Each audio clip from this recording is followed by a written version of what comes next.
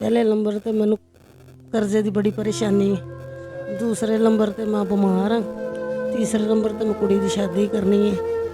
ते 2 3 4 रिश्ते आए ने, मैनू पुछ के चले जाते हैं, जे जूस की गल्लां बातां वेखते हिसाब किताब ला के चले जाते हैं। साडा ही बेटा फौत हो गया ਕਿਵੇਂ ਫੌਤ ਹੋਇਆ? एक्सीडेंट को। भैन कोल चली गई, भरा कोल चली गई, भरा फौत होया, भरजाई कोल चली गई। अपना घर मेरा है सी, किराए ते लिया सी, उदों 2 महीने का किराया चढ़ गया, उतो बिल 30,000 आ गया, अगले ने ताला मार लिया। जवाई कोल 6 महीने हो गए, 4 बैठी है। जवाई भी लड़के उन्हें कहा तुसीं इन्हां नूं फर्क करो ते कड्डो बाहर। कभी किसी की जिंदगी कोल जाके खाने अगले, फिर अगले घर टोर देंदे ने, चलो निकलो, इंज ही करदे ने अगले।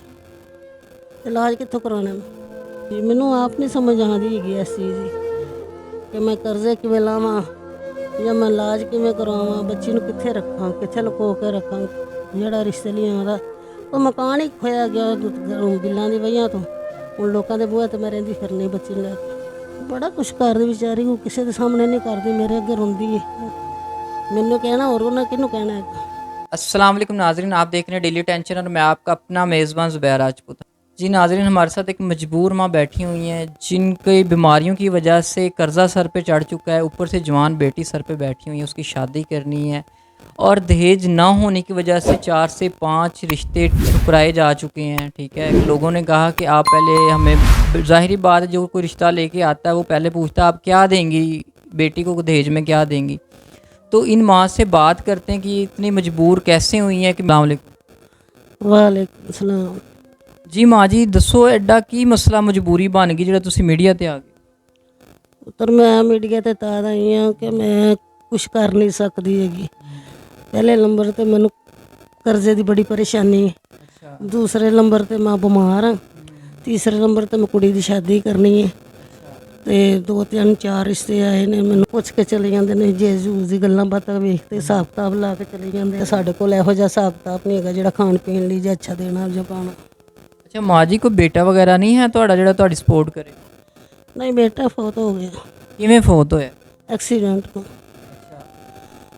ਤੇ ਉਹਦੇ ਬਾਅਦ ਫਿਰ ਕਿੱਥੇ ਰਹਿ ਰਹੇ ਹੋ ਤੁਸੀਂ?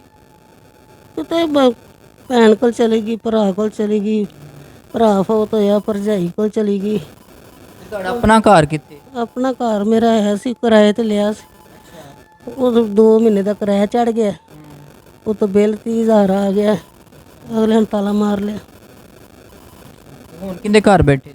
ਹੁਣ ਮੈਂ ਜਵਾਈ ਕੋਲ 6 ਮਹੀਨੇ ਹੋ ਗਏ, 4 ਬੈਠੀ ਹਾਂ। ਜਵਾਈ ਵੀ ਲੜ ਕੇ ਉਹਨੇ ਕਿਹਾ ਤੁਸੀਂ ਇਹਨਾਂ ਨਾਲ ਫਰਕ ਕਰੋ ਤੇ ਕੱਢੋ ਬਾਹਰ। ਨਿਕਲ ਕੇ ਤਾਦ ਮੈਂ ਇੱਥੋਂ ਤੱਕ ਪਹੁੰਚ ਗਈ ਮੀਡੀਆ ਤੱਕ। ਮਾਂ ਜੀ ਜਵਾਨ ਬੇਟੀ ਤੁਹਾਡੇ ਕੋਲ ਬੈਠੀ ਆ, ਆਪ ਤੇ ਤੁਸੀਂ ਦਰਬਦਰ ਦੇ ਧੱਕੇ ਖਾ ਰਹੇ ਹੋ ਤੇ ਜਵਾਨ ਬੇਟੀ ਨੂੰ ਨਾਲ ਲੈ ਕੇ, ਤੇ ਮਾਸ਼ਰਾ ਤੁਹਾਨੂੰ ਪਤਾ ਅੱਜ ਕੱਲ੍ਹ ਕਿਸ ਤਰ੍ਹਾਂ ਦਾ ਹੈਗਾ, ਡਰ ਲੱਗਦਾ ਹੈ, ਤੇ ਤੁਹਾਨੂੰ ਪਰੇਸ਼ਾਨੀ ਨਹੀਂ ਹੁੰਦੀ? ਡਰ ਲੱਗਦਾ ਮੈਨੂੰ, ਆ ਬਹੁਤ ਡਰ ਲੱਗਦਾ, ਜ਼ਰੂਰਤ ਤੋਂ ਜ਼ਿਆਦਾ ਹੀ ਮੈਂ ਡਰਨੀ ਤਾਂ ਤੜ ਕਰਕੇ ਮੈਂ ਇੱਥੇ ਮੀਡੀਆ ਤੱਕ ਪਹੁੰਚ ਗਈ। ਤੇ ਮਾਂ ਜੀ ਇਲਾਜ ਵਗੈਰਾ ਤੁਸੀਂ ਨਹੀਂ ਕਰਵਾ ਰਹੇ ਆਪਣਾ? ਨਹੀਂ, ਮੈਂ ਇਲਾਜ ਨਹੀਂ ਕਰਵਾ ਸਕਦੀ, ਮੇਰੇ ਕੋਲ ਜ਼ਰੂਰਤ ਵੀ ਜੋ ਹੈ ਹੀ ਨਹੀਂ ਇਸ ਖਾਨੇ। ਕਦੇ ਕਿਸੇ ਦੀ ਜ਼ਿੰਦਗੀ ਕੋਲ ਜਾ ਕੇ ਖਾਣੇ ਅਗਲੇ, ਫਿਰ ਅਗਲੇ ਘਰ ਟੋਰ ਦਿੰਦੇ ਨੇ, ਚਲੋ ਨਿਕਲੋ, ਇੰਜ ਹੀ ਕਰਦੇ ਨੇ ਅਗਲੇ। ਇਲਾਜ ਕਿੱਥੋਂ ਕਰਵਾਉਣਾ ਮੈਂ?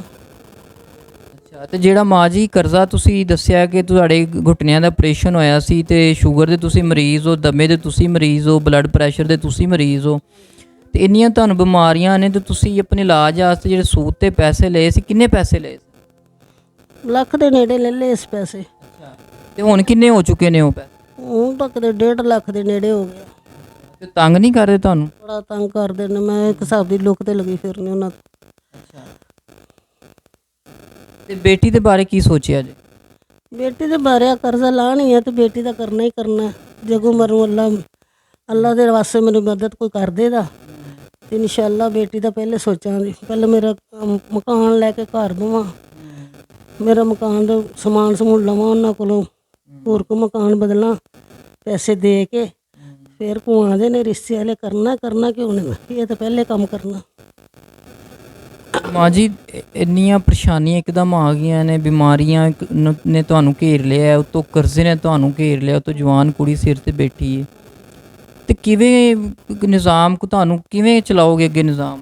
ਜੀ ਮੈਨੂੰ ਆਪ ਨਹੀਂ ਸਮਝ ਆਉਂਦੀ ਹੈਗੀ ਇਸ ਚੀਜ਼ ਦੀ ਕਿ ਮੈਂ ਕਰਜ਼ੇ ਕਿਵੇਂ ਲਾਵਾਂ ਜਾਂ ਮੈਂ ਇਲਾਜ ਕਿਵੇਂ ਕਰਵਾਵਾਂ, ਬੱਚੀ ਨੂੰ ਕਿੱਥੇ ਰੱਖਾਂ, ਕਿੱਥੇ ਲੁਕੋ ਕੇ ਰੱਖਾਂ। ਜਿਹੜਾ ਰਿਸ਼ਤੇ ਲਈ ਆਉਂਦਾ ਉਹ ਮਕਾਨ ਹੀ ਖੋਇਆ ਗਿਆ ਬਿੱਲਾਂ ਦੀ ਵਜ੍ਹਾ ਤੋਂ। ਹੁਣ ਲੋਕਾਂ ਦੇ ਬੂਹੇ ਤੇ ਮੈਂ ਰਹਿੰਦੀ ਫਿਰਨੀ ਬੱਚੀ ਨੂੰ ਲੈ ਕੇ। ਤੇ ਮਾਂ ਜੀ ਬੱਚੀ ਕੋਈ ਡਿਮਾਂਡ ਨਹੀਂ ਕਰਦੀ? ਜ਼ਾਹਿਰ ਗੱਲ ਬੱਚ ਹੈ ਤੇ ਬੱਚੀ ਹੈ ਨਾ, ਉਹਦੀ ਵੀ ਖੁਆਇਸ਼ਾਂ ਹੋਣਗੀਆਂ ਚੰਗੇ ਕੱਪੜੇ ਪਾਵਾਂ ਜਿਵੇਂ ਲੋਕਾਂ ਦੀਆਂ ਕੁੜੀਆਂ ਪਾਉਂਦੀਆਂ ਨੇ, ਚੰਗਾ ਖਾਵਾਂ, ਅੱਛਾ ਆਪਣੀ ਜ਼ਿੰਦਗੀ ਨੂੰ ਗੁਜ਼ਾਰਾਂ। ਤੇ ਤੁਹਾਡੇ ਨਾਲ ਸ਼ਿਕਾਇਤ ਨਹੀਂ ਕਰਦੀ ਤੁਹਾਡੀ ਕੁੜੀ? ਬੜਾ ਕੁਛ ਕਰਦੀ ਵਿਚਾਰੀ, ਉਹ ਕਿਸੇ ਦੇ ਸਾਹਮਣੇ ਨਹੀਂ ਕਰਦੀ, ਮੇਰੇ ਅੱਗੇ ਰੋਂਦੀ ਹੈ। ਮੈਨੂੰ ਕਹਿਣਾ ਹੋਰ ਉਹਨਾਂ ਕਿਹਨੂੰ ਕਹਿਣਾ ਹੈਗਾ। ਮੈਂ ਕਹਿ ਛੱਡਣੀ ਕਰਦੀ ਲਾਵਾਂ ਦੀ ਤੈਨੂੰ ਕੁਛ ਕੋਲ ਪੁੱਛਾਂਗੀ। बस इंज गुजारा धक्का लाई आनी। और बच्ची रोंदी भी। जी नाजरीन, माँ का यही कहना है कि बेटा फौत हो चुका है, कभी जवाई के घर, कभी किसी के बहन के घर, ऐसे ही 2 माह किसी के घर गुजार लिए, 2 माह किसी के घर गुजार लिए, गुजारा कर रही हैं। जवान बेटी को लेकर दर बदर धक्के खा रही हैं। अपना मकान था, बिल ना पे होने की वजह से मालिक ने सामान पे कब्ज़ा कर लिया है।